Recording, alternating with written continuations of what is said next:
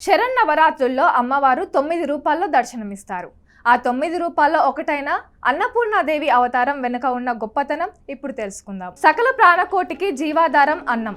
అందుకే అన్నం పరబ్రహ్మ స్వరూపం అంటారు. అందుకే అమ్మవారిని సృష్టి పోషకురాలిగా పోషిస్తారు. ఆది భిక్షువైన పరమేశ్వరుడికి సైతం అన్నపూర్ణాదేవి భిక్ష పెట్టింది.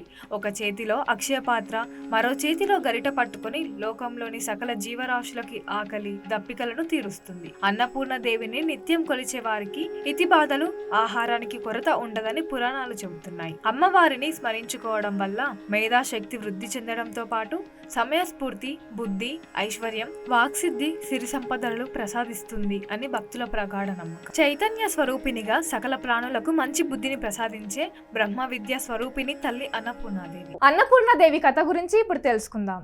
దక్షయజ్ఞం అయిన తర్వాత సతీదేవి పార్వతీదేవిగా జన్మించి పెద్దయ్యాక ఈశ్వరుణ్ణి పెళ్లి చేసుకోవాలని కోరుకుంటుంది. పరమశివుడు హిమాలయాల్లో ఘోర తపస్సు చేస్తుంటాడు. ఆ విషయం తెలుసుకుని పార్వతీదేవి హిమాలయాల్లో తపస్సు చేస్తున్న పరమేశ్వరుడిని ఆరాధిస్తుంది. మహాదేవుడిని ధ్యానం నుండి మేల్కొల్పడానికి దేవతలు మన్మధుడి సహాయం కోరతారు. మన్మధుడు శివుడిపై పుష్పబాణం ప్రయోగిస్తారు. దాంతో శివుడి ధ్యానం చెదిరిపోతుంది. ధ్యానం నుండి బయటకు వచ్చిన ఈశ్వరుడు ఆగ్రహించి తన మూడో కన్నుతో మన్మధుడిని భస్మం చేస్తాడు. ఆ తర్వాత ఆ బోలాశంకరుడు తపస్సు కోసం మరో ప్రదేశానికి వెళ్తాడు. పార్వతీదేవికి ఏం చేయాలో తెలీదు. అప్పుడు నారదుడు పార్వతీదేవికి ఇలా చెప్తాడు: పరమేశ్వరుడు భిక్షాటన కోసం సంక్షేమం చేస్తున్నాడు. కావున నీవు పవిత్ర కాశీ క్షేత్రం వెళ్లి ప్రతి భక్తుడికి అన్నదానం చేస్తూ అన్నపూర్ణగా మన్ననలను అందుకో. సరైన సమయంలో ఆ ఈశ్వరుడు నీ దగ్గరికి వస్తాడు, భిక్ష కోసం అర్థిస్తాడు అని చెప్తాడు. నారద మహర్షి చెప్పినట్లు పార్వతీదేవి అన్నదానం చేస్తూ అన్నపూర్ణగా భక్తులతో ఆరాధింపబడుతుంది. ఆ సమయంలో మహాశివుడు భిక్షాటనకై అన్నపూర్ణాదేవికి ముందుకు వస్తాడు. పార్వతీదేవి భర్తను గుర్తుపట్టి చెయ్యి పట్టుకుంటుంది.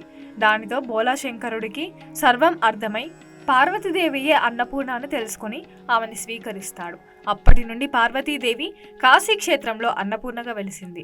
కాశీ విశ్వేశ్వరుడిగా మహాశివుడు వెలిశాడు.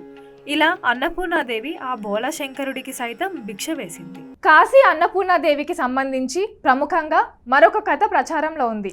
ఆ కథ ఏంటో ఇప్పుడు చూద్దాం. ఒకసారి పరమశివుడు ప్రపంచంలో ఆహారంతో సహా అన్ని మాయే అని అంటాడు.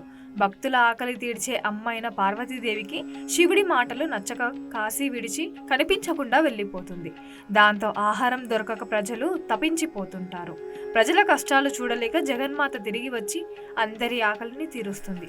చివరికి ఆహారం యొక్క ప్రాముఖ్యతను గురించిన శివుడు తన మాటలను వెనక్కి తీసుకుని భిక్ష పాత్రను పట్టుకొని పార్వతీదేవి వద్దకు వెళ్లి ఆహారాన్ని అడిగినట్లు చెబుతారు. అప్పటి నుండి పార్వతీదేవి అన్నపూర్ణగా కాశీలో తిరుగుతూ నేటికి భక్తుల ఆకలి తీరుస్తూనే ఉందని భక్తులు నమ్ముతారు.